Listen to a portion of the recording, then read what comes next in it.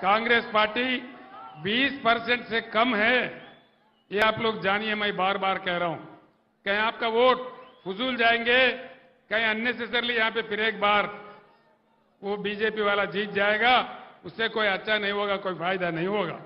हम लोग अमन चाहते हैं तो बीआरएस को जिताना चाहिए। कांग्रेस जीत के कुछ नहीं करने वाला है। इसीलिए मैं आपसे कहता हूं, सीएम साहब खुद कहे यहां के कांग्रेस के, नरेंद्र जी आप बड़े भाई हैं, मैं छोटा भाई हूं और गुजरात का मॉडल लाऊंगा। क्या क्या मॉडल लाएंगे? गोधरा मॉडल लाएंगे? लोगों को जिंदा जलाने का मॉडल लाएंगे? क्या लाने का है? गुजरात में क्या है? इफलास मुफलसी के बगैर वहां कुछ है ही नहीं है। नरेंद्र मोदी कोई किया ही नहीं है, कोई तरक्की हुआ ही नहीं है। इसीलिए आप लोग गौर कीजिए, सोचिए। मैं फिर एक बार आपसे अदबन गुजारिश करता हूं, ये मौका है बीजेपी का हराने का। निजामाबाद में बीजेपी को हारना है, बिल्कुल हराना है। हम लोग दो पार्टियों से 6% ऑलरेडी आगे चल रहे हैं।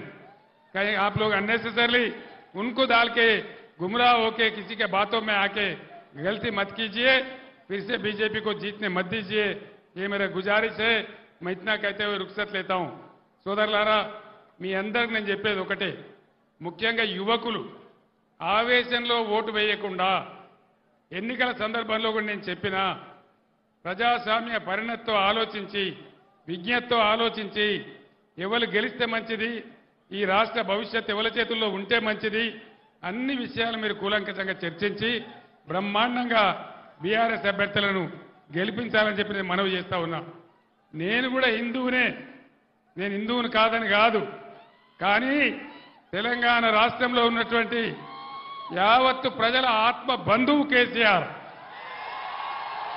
ఏ ఒక్క వర్గానికో కాదు, తెలంగాణలో ఉన్న అందరు ప్రజలు బాగుపడాలి, అన్ని వర్గాలు మంచిగా ఉండాలి. హిందూ ముస్లిం బాయి బాయి ఉండాలి, అందరం కలిసి బతకాలి.